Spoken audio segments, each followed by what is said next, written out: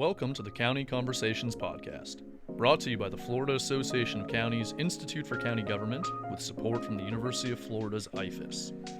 In this podcast, we dive deep into the diverse and dynamic world of Florida's counties with engaging interviews and thought-provoking conversations surrounding the challenges as well as successes of Florida's counties.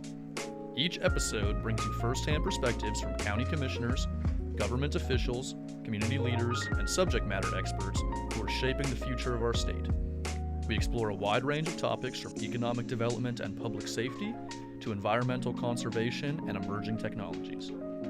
Our aim here is to provide a platform for knowledge sharing, collaboration, and inspiration for county officials and residents alike. Whether you're a county commissioner, government professional, or simply interested in understanding the local government landscape, we hope this podcast provides valuable insights and practical takeaways on all things counties. All right, well, I'm going to ask, starting with the commissioner, to go ahead and please just introduce yourself and a little bit of background about what you do, your district and your county, and then just things that you're really interested in with your community. Fantastic. Well, first, I want to thank you for having us. It's really exciting. I got to tell you, I spent 8 years in radio. So every time I get to record or do any podcasts, it's so much fun. It throws me back to the days when it was enjoyable. I did every day, Monday through Friday. But I'm a county commissioner in Orange County. I'm very excited because I represent the area that I'm born and raised in and still live there and raising my family there, which is very unusual when you ask people in Florida if they're even born in Florida, much less live in the same place from birth till present and have the pleasure of raising my family here. I was elected into the county commission in 2018 in a special election and have served 2 terms. Very, very exciting time. I served District 3, which is, I call it the heart of Orange County. It's probably the most densely populated area in Central Florida because we actually have one of the oldest cities that is no longer a city called Pine Castle, which is established before the city of Orlando ever even was thought about. Went to school here and now I'm a part of local government, which I've always been passionate about creating better opportunities, creating better options, and also very passionate for policy and legislation. But at the core of everything that I do, I've always been passionate about transportation because transportation is the thread to everything. It's the thread to housing. It's the thread to why people move here. It's the thread to jobs. It's the thread that really brings us together. And that is whether it's infrastructure, public transit, what the future looks like, the airport and things like that. And I'm lucky enough, I actually have both the Orlando Executive Airport, which is a private airport, and MCO in my district. So what better way? So I've got some of the biggest highways in my district, a big part of the train station, and also a big part of Brightline and the corridor that they're talking about extending from east to west. Had the pleasure of serving on Metropolitan Orlando, my local MPO, and was the chair of Metropolitan Orlando for 2 years. And during that time, got very involved and engaged in the MPOAC and honestly have the pleasure, most esteemed pleasure, to serve as the chair of the MPOAC for the state of Florida. And most recently was appointed as co-chair of the FDOT Steering Committee, which really is going to have a significant influence on the future of what transportation looks like, not only for our region, but for the state all across. And that is only something that people in local office really dream about, being able to influence and have some sort of contribution to that. But this is where it all happens. Our local MPO, our MPOAC coming together with all 27 of our MPOs, and now hopefully having some opportunity to engage with DOT as that leadership transitions to the next step. So that is who I am. This is why I love what I do and really feel like one of the luckiest people in this town to be doing what I do. I didn't know you were in radio, so now I'm intimidated. So. Oh, no, not at all. Not at all. I was sports radio. So I was awesome. I was the ladies' point of view for 8 years with ESPN radio, Monday through Friday. That is awesome. All right. It was fun. I'm not going to lie. It was a lot of fun. It was a lot of fun. Very entertaining. Excellent. Mark, you want to introduce yourself? Sure. Yeah. Thanks, Eric. Yeah. And again, thank you for this opportunity. But yeah, I am Mark Reichert. I am the Executive Director of the Metropolitan Planning Organization Advisory Council. I have had a 43-year career in state government. The last 33 years of it has been in the transportation sector. In 1991, I had the opportunity to move over to the Florida Department of Transportation, spent a few years in that role, and then I was fortunate to join up with the Florida Transportation Commission, where I spent 21 years of my career, eventually becoming the assistant executive director of that organization. I went back to the FDOT for a few years after that, retired, decided I didn't like retirement all that great. So this opportunity came up to become the executive director of this great organization. So I jumped at it. And so I have been doing this now for the past 2.5 years.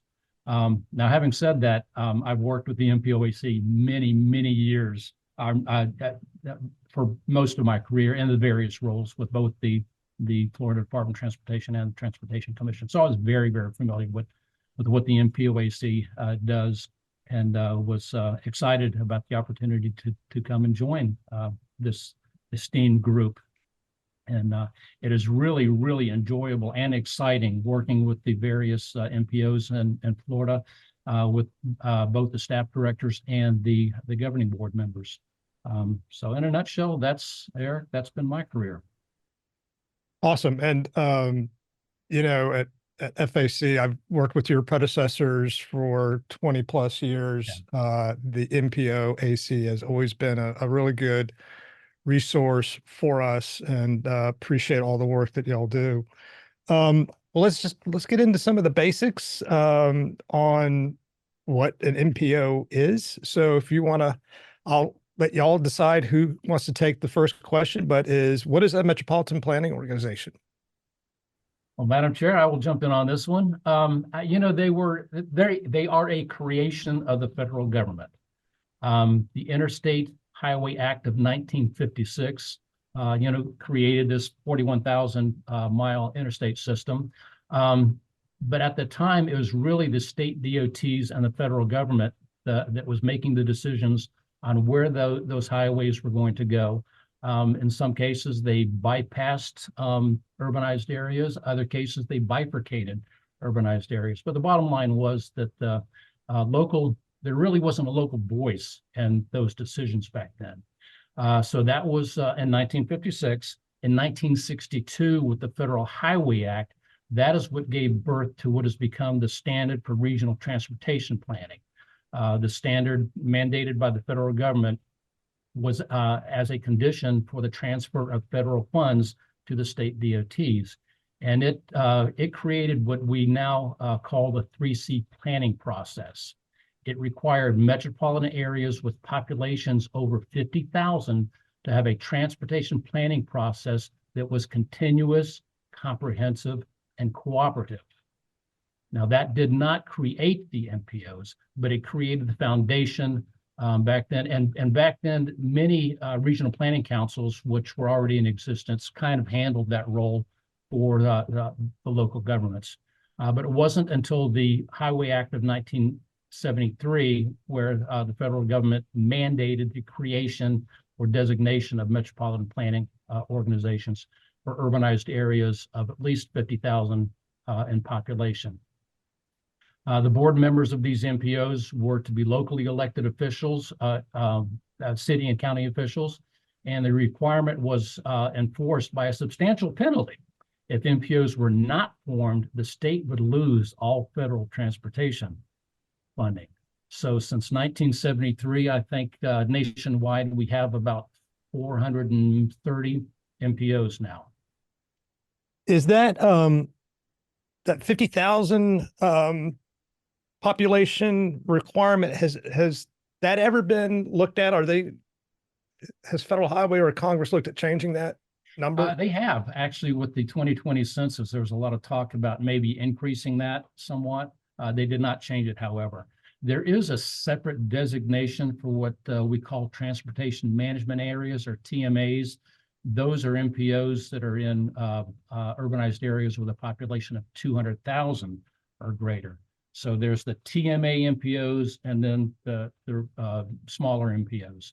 The distinction between the two really is nothing more than the TMAs have opportunity to access additional federal funds. Since they're larger urbanized areas, the products that they have to produce cost a little bit more. So they have access to additional funding that the smaller MPOs do not.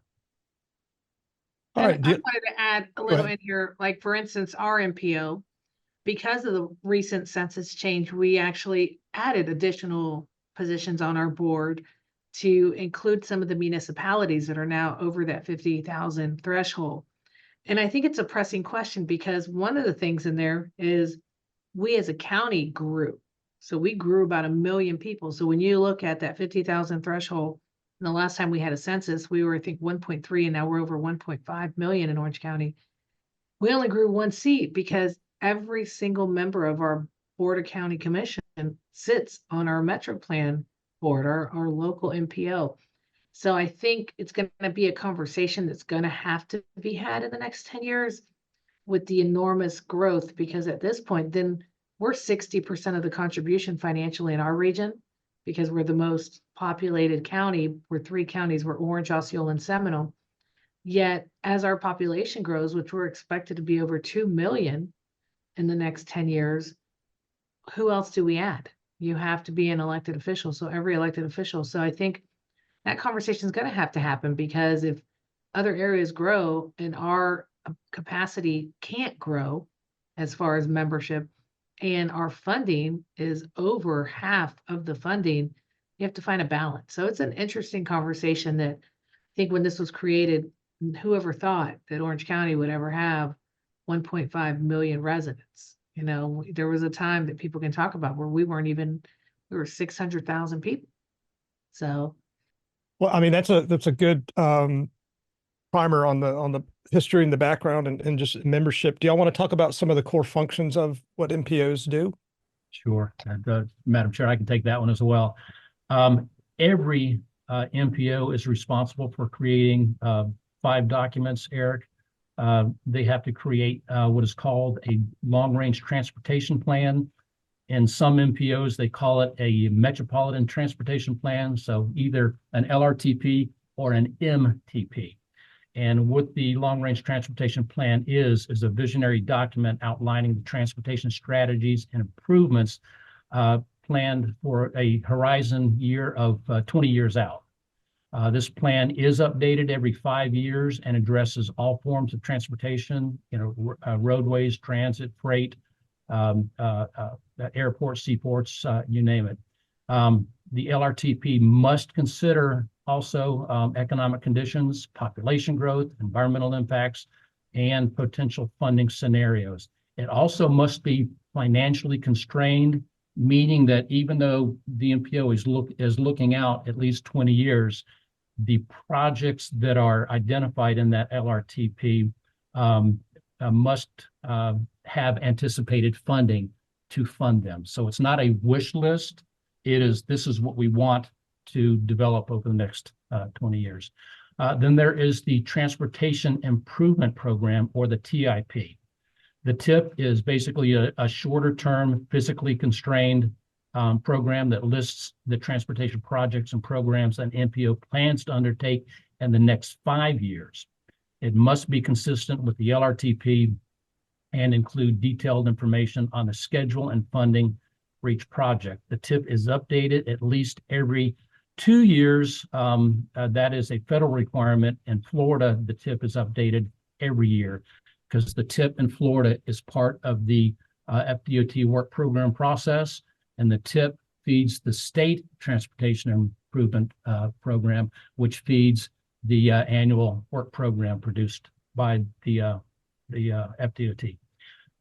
Each MPO has to create a Unified Planning Work Program, or a UPWP, and the UPWP details the planning tasks and studies that an MPO will perform, typically over 1 to 2 years. That's, again, another federal requirement. In Florida, it's updated every 2 years. It outlines each planning activity's funding, schedule, and the responsible agency to do that, implement that project.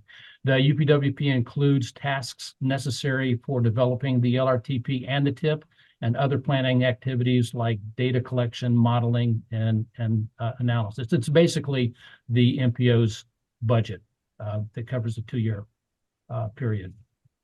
Every MPO in Florida has to produce a public participation plan. And this is a document that describes the MPO strategy for engaging the public in the transportation planning process. It outlines the different techniques and tools that an MPO will use to ensure that the public and other stakeholders have opportunities to be involved in creating the various plans and programs. And then finally, there is a congestion management process.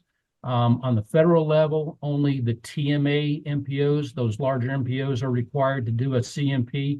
But in Florida statutes require every MPO to create a congestion management process. And it provides a systematic approach to managing congestion and enhancing the mobility of people and goods in the metropolitan planning area.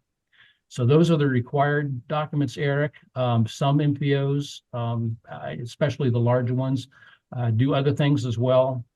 They all do, modeling and, analyses, future growth of the area. And obviously very, very much involved with their local government on shaping the transportation system for the metropolitan planning area. Absolutely. And that's why I kind of wanted to step in, because we end up having conversations as a region. So it's no longer Orange County, it's no longer Osceola, it's no longer Seminole. I mean, we have this huge thing called I-4 that connects us all. And we get to really start prioritizing what are we going to work on together. And for instance, something very, very big for us is safety, public safety. One of the projects that we're doing is Vision Zero, where we want 0 fatalities. So we are making a conscious effort regionally to how do we get there? What does that include? Engaging the community. And this is where you get, to have that broad mission statement, and then you really get to hone in. But when you do that, when you're working directly with all 3 counties as a region, it becomes a priority for us. So Orange County's priority is Vision Zero, which is pedestrian safety, which is coming to a point where we have 0 fatalities. So that is something that we are working on internally. So we get to bring that from our local MPO, which is Metropolitan Orlando, and we get to bring it into our Public Works Division, and it's a live document action that we are working on. So the MPOs do play a very significant role when you talk about what your regional transportation looks like and what the future of it looks like, where the enhancement is, and what the vision is on how you're going to successfully accomplish those things. And so being that we work under the MPO, we get that connection to the state and federal funding to make sure that we're doing all the appropriate funding measures to get that mission completed. Well, I mean, all of that takes a lot of support. So you've talked about the LRTP, you've talked about the TIP, you've talked about the UWPW, I think I got that right, or WP. Yep. Can you want to talk about staffing and the funding sources to provide the support to the MPO work efforts?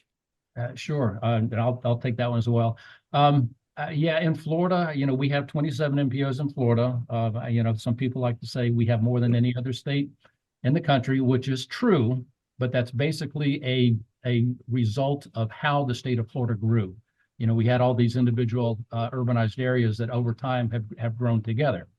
But they range in size from an MPO that, it barely meets the definition of, that 50,000 threshold, to the largest, which is Miami-Dade Transportation Planning Organization, which, Miami-Dade County is pushing 3 million. And staffing is the same way. The smaller ones, we have a couple of MPOs that, only have a couple of staff, the staff director and maybe 1 administrative person. But then they use consultants to help with the development of those required documents.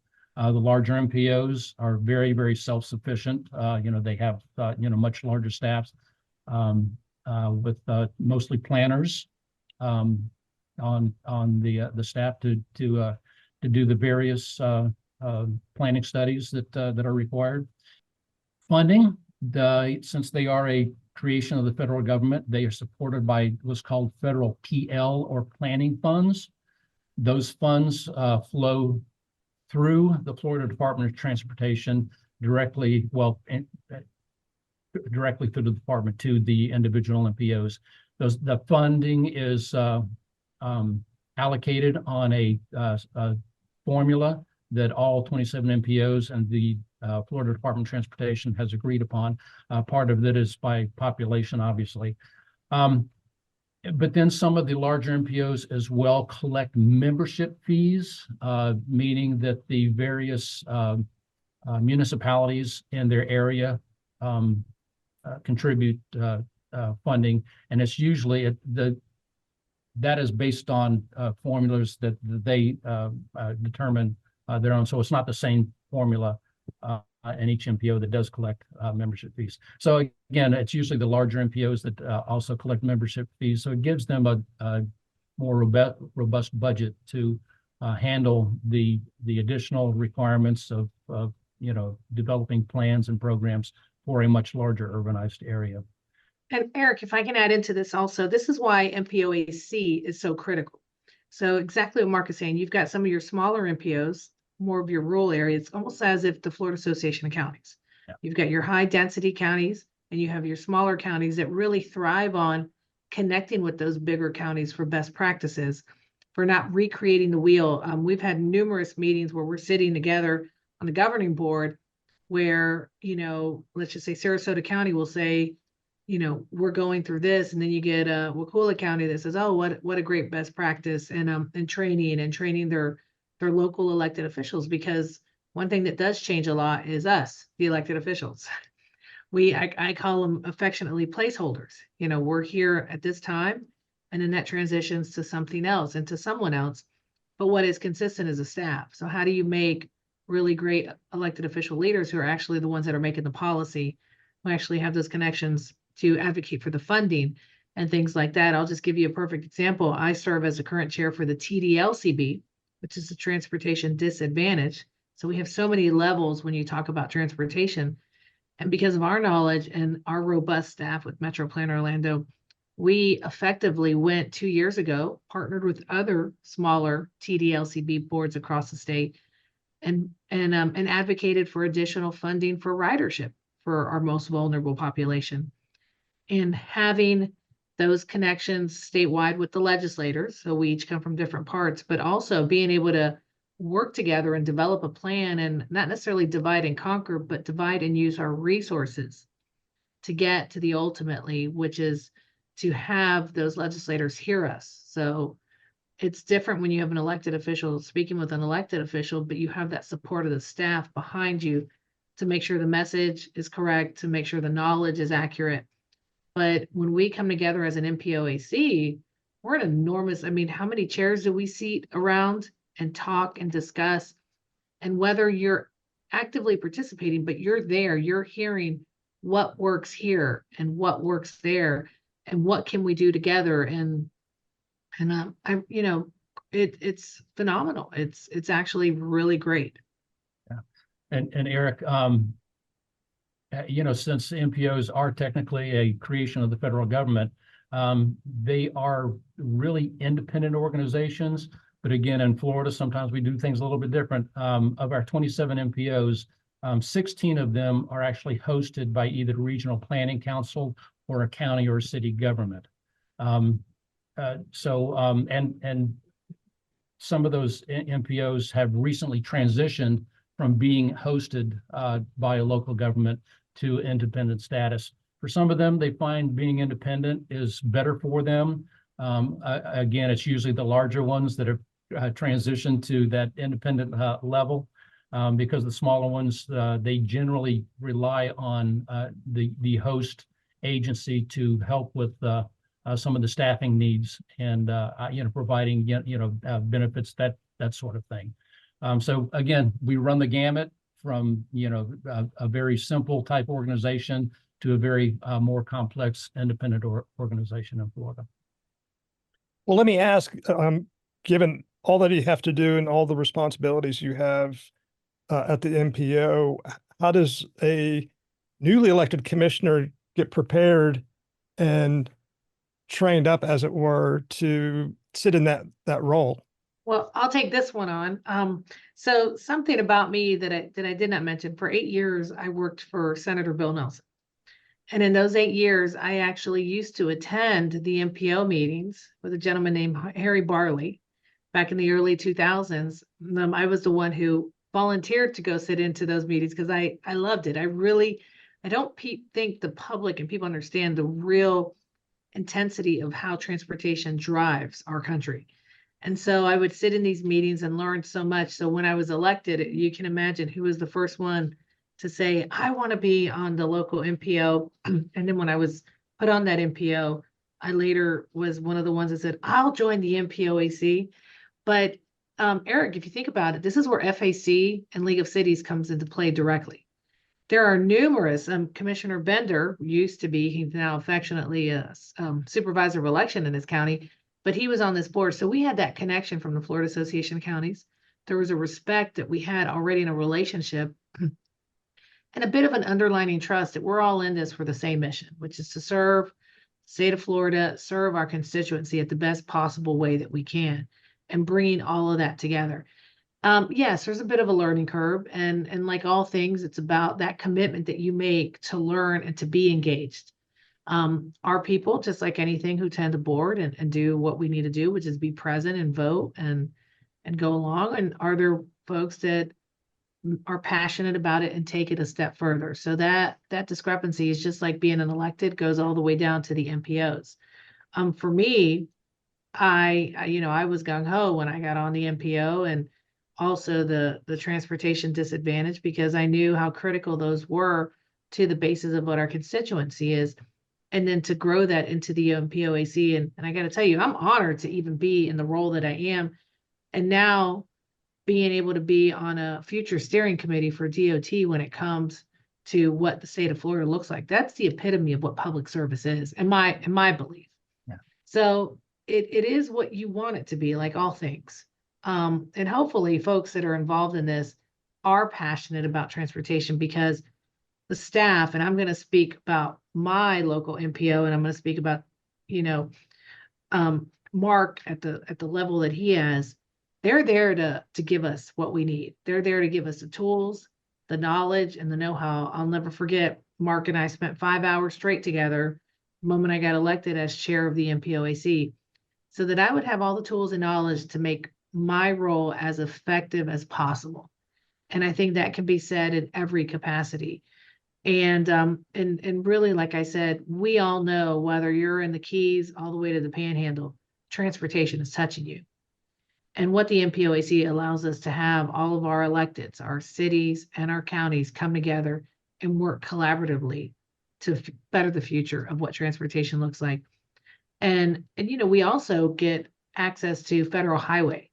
We have DOT active and participants in all of our meetings. We learn about federal grants. We learn about so much that we get to take back to our region, that we get to do as a whole, and really keep an eye also on the legislature and making sure we keep our legislators informed on what's happening and what's important in transportation. So it's phenomenal, and it can be everything you want it to be when you make that time for it. And Eric, you asked, how do we prepare newly elected officials for their role on the MPOAC? One of the primary functions of the MPO Advisory Council is to provide that training. So we have instituted, it's been going on for probably 15 years or so now, what we call the MPOAC Weekend Institute, where we invite newly elected officials, new appointees to their MPO boards, an opportunity to come and sit down with us and learn about the whole MPO process, from the basics of exactly what we were talking about today. What is an MPO, to what their role is on that MPO, and to what their role is on the MPOAC. And that's been very popular and very successful over the years. And I believe in years past, Eric, we actually provided that training to you all as well at the Association of Counties. I think it kind of went away during the COVID years, just like, with a whole bunch of things did. But I think one of our goals is to make that connection again and get that back up and running so we can be a resource to you all as well. And Eric, that institute is very, very intense. I'm a 2-time attendee because it is about not even about 36 hours of complete intensity of every abbreviation you can imagine exists. And it's a lot. It is a lot. I'm glad it's there as a source. And this is coming from someone who actually was involved in transportation prior to, took that institute course and was like, deer in headlights. And when I was elected chair, I said, I want a refresher. I want to make sure that I'm at my top game leading my local MPO. So I took it twice, and they welcome us to, because it is phenomenal. It's done by a private company that we contract with. And these guys come from the in and outs of knowing transportation. And you want to know transportation, you're going to know transportation when you leave there. Commissioner, you helped answer one of my questions I was going to ask, is that MPOs don't work in a silo. You said collaboration, but you mentioned DOTs at all your meetings. So I want to get just a little bit in the weeds on the TIP and the UPWP and your relationship with DOT. So if the MPO is setting the priorities for that area, does DOT have to accept that list of priority projects that you have provided to them? Do they effectively have the ability to veto and say, no, we've got a funding issue, or we have a different priority, then we cannot accommodate, 1 or 2 projects that you have in your list? Well, Eric, I'm gonna start this question, then I'm gonna hand it off to Mark to wrap it up. I consider our MPOs kind of like home rule. We know what's important in our region. I, here in Central Florida, cannot say what's important to Hillsborough or Broward or the Panhandle, because I'm not there. And I'm here, and I know what's important. I know the data. I know what's taking place on a day-to-day. I know what is our intensity of needs and where we need to grow. And our relationship with DOT and National Highway, Federal Highway, is they're at the table with us. They're hearing us. They're reporting back to us, and they're also providing opportunity. One great thing about our federal highways, they come in and they say, here are the funding opportunities that are coming forward. Here's what you need to do to apply.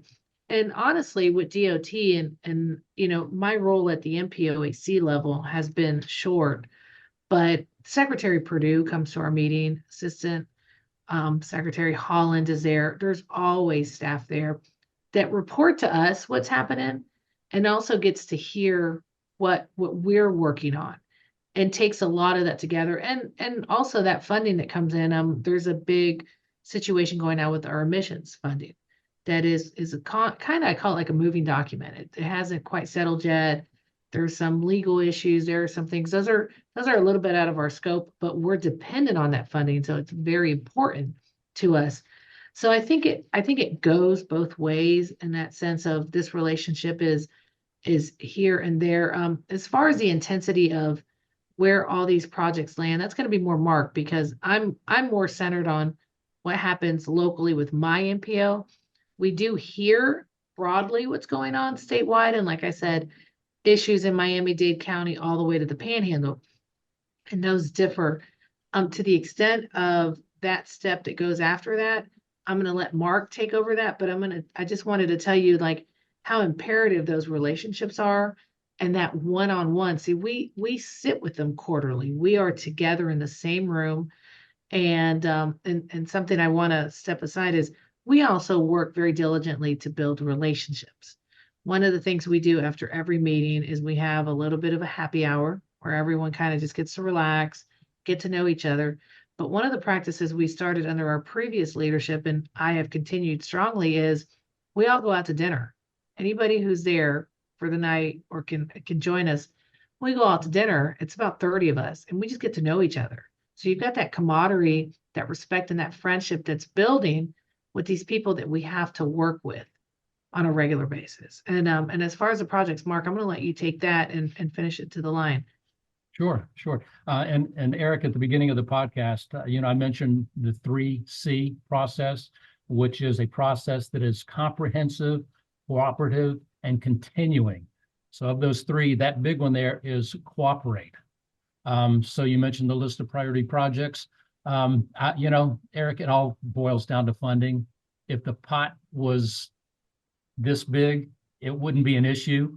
You can fund everything on the priority list, but MPOs develop these their list of priority projects, and the funding is not infinite.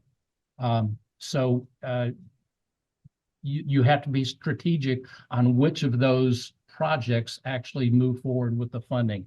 And the MPOs work with the FDOT on determining which projects do move forward.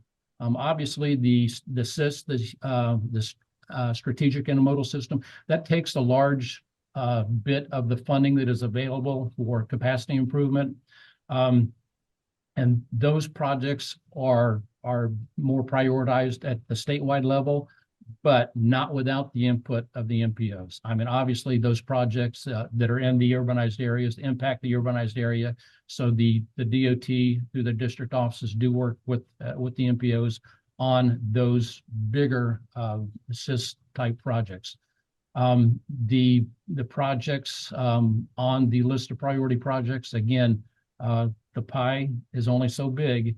So it's imperative that the MPOs and the department sit down together and figure out exactly, okay, your number one project on that list, is that really your number one project? Or do you want to, if you only have so much funding and that number one project takes all of that funding, do you move forward with that number one project? Or would you rather split that funding over more smaller type projects? So those are the types of discussions that happen annually as the department builds its work program. So the process is the MPOs have their list of priority projects. They submit those to the department, which helps create the TIP, which feeds the STIP, which again eventually turns into the department's work program that is submitted to the legislature for approval. But what I would like to really focus on is Florida is nationally and quite frankly internationally known for having one of the best transportation systems in the world. That did not happen by accident. That happened because the local governments worked with the Florida DOT on strategically determining where those investments are being made at the regional level. And that's why we have such a great transportation system now. Again, with funding limitations, you can't have everything. So that process has to be strategic. And going back to the 3C process, if that communication is constantly happening between the MPOs and the department, rarely do you have issues that arise that can't be overcome. Let me ask you this. I know the department, and I agree with you about being one of the best in the country. I don't know about the world, but it could be every time. And I think partly is because the department puts a significant amount of focus and funding on maintaining the existing system. So there's more money going into maintaining the existing system than our capacity funds. So do MPOs get through their districts instructions on that? And do the LRTPs take into consideration just maintaining projects, or is that a capacity, long-term capacity It's mostly document? The capacity project that the MPOs get involved in, Eric. The maintenance and preservation of the system are legislatively mandated that DOT has to take care of first. And obviously, the bigger the system grows, the more maintenance goes into that. More dollars are dedicated to maintaining and preserving the existing system. Again, if the pie was big enough, you wouldn't have that issue having to make that choice between, okay, let's maintain the existing system, or let's put more funding into capacity improvement. With a growing state like Florida, capacity is always going to be an issue. But again, one of our past DOT secretaries made an observation that really resonated with me. And he said that, you invest in a project once to build it, you invest in that project forever to maintain it. So if it takes X amount of dollars to build a project, you're probably going to spend far more than that over the years to maintain it. Well, like I said, that's something that the department always, whenever they're presenting before a legislative committee, that they talk about and brag about. Commissioner, you've addressed most of the questions that I had listed to talk about already, but as a person who is on an MPO, there's got to be, well, you have 3 counties in Metropolitan, is that right? Yeah. So you're going from north to south. What happens when y'all can't agree on a certain project? How do y'all resolve some of those conflicts? That's a great question, Eric, but really we're balanced. One, we all pretty much know each other. I know my colleagues in Osceola County, my colleagues in Seminole County, and it's never a new project. You rarely see coming out of nowhere, we're going to do this. We'll even talk about I-4 and the ultimate I-4 and what we call connectivity and Vision Zero. Those are all continual projects. It's just about the continued investment into it, what we've completed, how we're doing. There's a little bit of TIP adjustment here and a little bit there. We set your priorities, but the one thing about transportation that you all know, and anyone hopefully listening, is it doesn't happen in 30 days. The average, transportation impact, you're talking about 7-8 years to really see that. So we don't really have that ability to say, here's what we're doing today, and next year we're seeing that a priority. It comes into, here's our wish list, which is way longer than we can afford. Like Mark said, if we had endless funding, what we really could do. And then we take that and we work on it and we commit to it. And as we're budgeting along the years, we move along the steps to get it completed. And so transportation is different. It doesn't happen overnight. It takes a commitment. And we're fair about that commitment. We're fair about that commitment, not only at Orange County, but the same to Osceola County and the same to Seminole County. And then you get DOT's commitment. Every MPOAC meeting, every Metro Plan or MPO meeting we have locally, and we've talked about Federal Highway and DOT being there, we have our district secretary at our meetings. So my secretary for District 5 is Secretary Tyler. If Secretary Tyler is not present, there is a person for his office that is filling in, who's giving us updates, who's letting us know what's going on. So this camaraderie lasts all the time. So it's live documents that continue to be tweaked, but continue to move forward. And then, of course, when we're successful, what are we adding next? Because that priority list exists and we all vote on it. Could there be a couple little tweaks here and there? That happens. But for the most part, there's a fair, equitable package that we're moving forward through that. And that's what's great about working as a region, because when you're on I-4, you never say, oh, I left Seminole County, I'm now in Orange. And when I leave Orange, I'm now in Osceola. So all those visitors and all those riders and all those passengers, it's a seamless through and through. And that's what you call successful transportation at the local level. Even when you have Commissioner Constantine on the board of Metropolitan? We forgive him. I'm teasing. And he's great. And and we also have at the table is our local public transit. So Lynx, Sunrail, CFX, they're also have membership on our local MPO. So you've got also the public sector on there.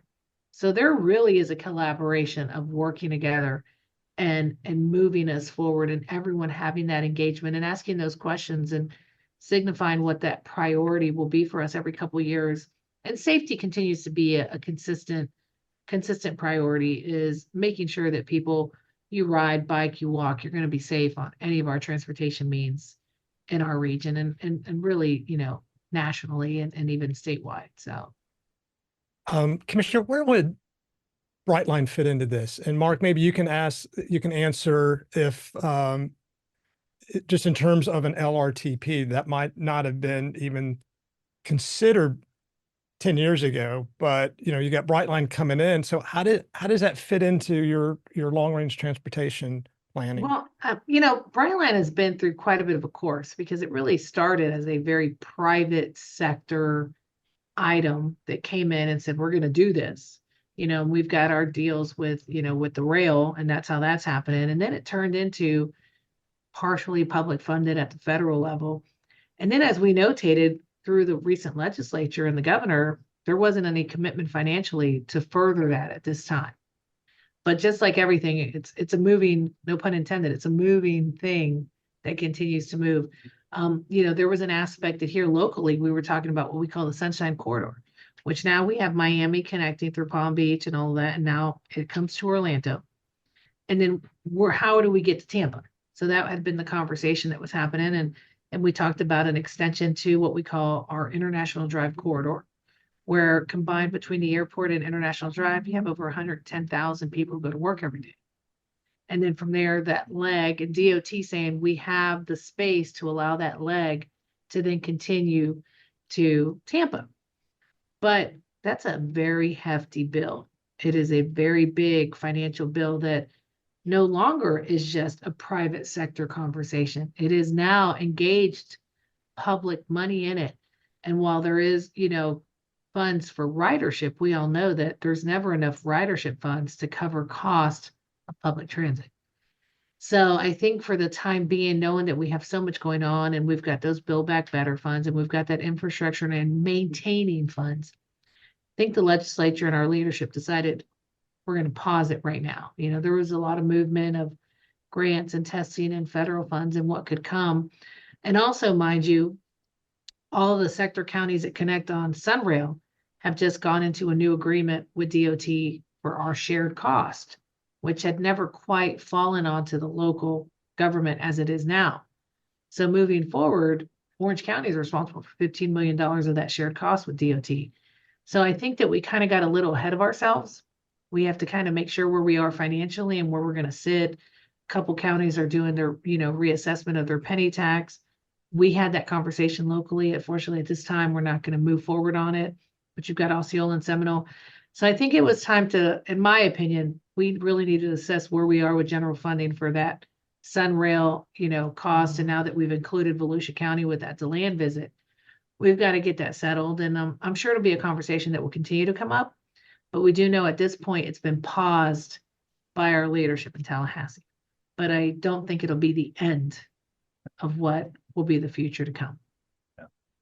Yeah, I would think that even though Brightline is a private company, that there's a public purpose served, because it's taking demand off the roadway.